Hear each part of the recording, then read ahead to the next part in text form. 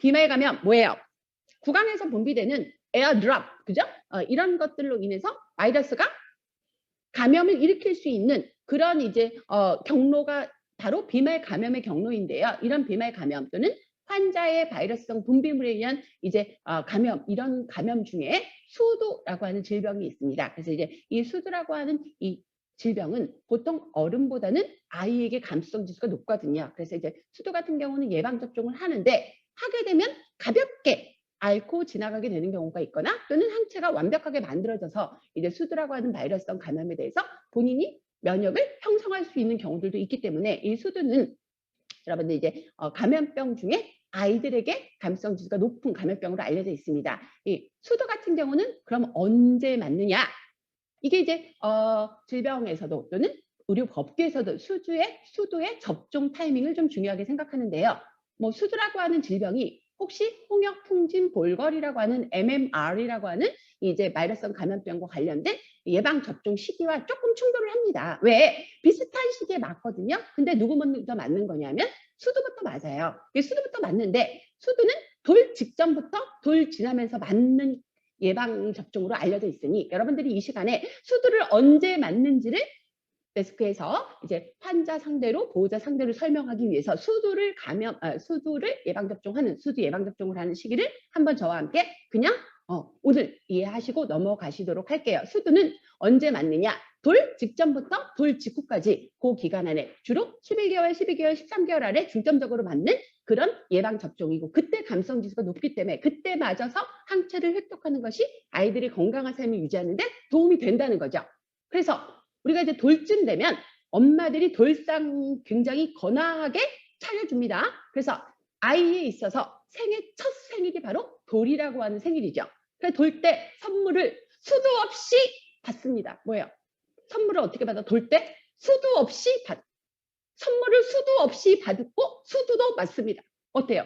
자연스럽죠? 그래서 선물 수도 없이 받는 그 돌이라고 하는 그 시점 조금 전, 그 다음에 돌이라고 하는 시점과 약간 지난 시점에서 맞는 예방접종이 바로 뭐다? 수두다. 왜? 돌 때 선물 수도 없이 받고 수두도 받고 공평하잖아요. 그죠? 물론 엄마 선물이 되겠지만 어쨌든 수두는 12개월 전으로 12개월이라고 하는 이 시기를 중심으로 접종하는 이제 예방 접종입니다. 그래서 이 수두를 감염된 환아의 간호로 옳은 것은 일단 수두에 걸리게 되면 환자가 제일 불편하게 생각하게 되는 환자가 제일 불편해하는 증상들을 우리가 이해하실 필요가 있겠지요. 그래서 이제 수두 같은 경우는요. 일단 감염성이 높기 때문에 감염력이 높기 때문에 바이러스의 감염병에 걸린 애들은 병원에서 격리를 해야 합니다. 그래서 이제 수두에 걸린 아이들끼리 같은 병동을 쓰게 되는데요. 병원 내에서 격리가 진행이 되고 그다음에 이제 수두에 의해서 발진이 생기기 시작하면서 그쪽에 염증이 동반되고 딱지가 않게 되면서 굉장히 자극이 돼서 가려움증이 동반될 수 있습니다. 그걸 우리가 이제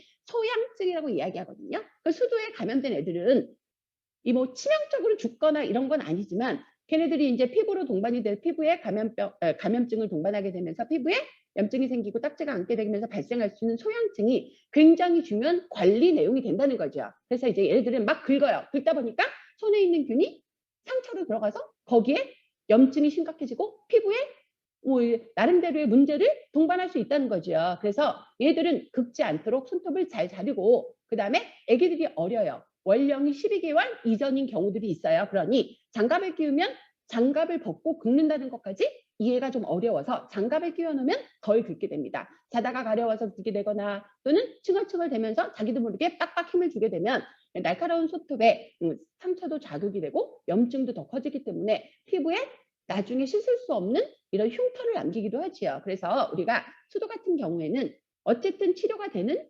감염병이긴 하지만 환자를 격리한다라고 하는 원칙과 그다음에 아이들이 가질 수 있는 가장 불편감은 가려움증, 소양증이라고 하는 증상. 이제 이 소양증을 약화시키기 위해서, 완화시키기 위해서 우리가 병원에서 어떠한 노력들을 하는지 일단 아기에게는 손톱이 짧고 긁었을 때 직접 자극이 되지 않도록 장갑을 끼워놓고 그다음에 되게 가려워하면 우리 중조라고 하죠. 탄산수 나트륨.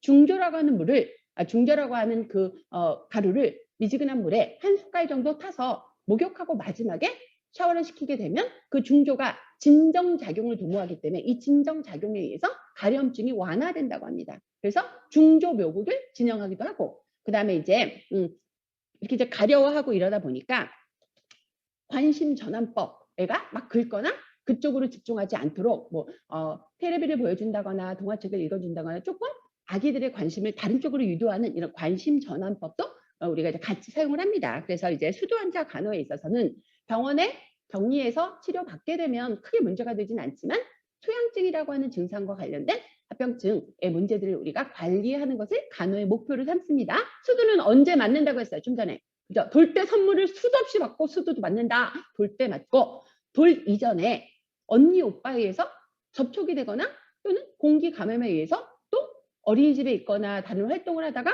어쩔 수 없이 비말 감염에 의해서 공기 전파가 돼서 수두에 걸리게 된다면 병원에 격리 치료를 받으면서 소양증에 대한 간호도 함께 이제 중재가 돼야 된다는 거 그렇게 기억하시면 좋아요. 그래서 28번 수도 하나 간호 이제 기억하시면 좋고요.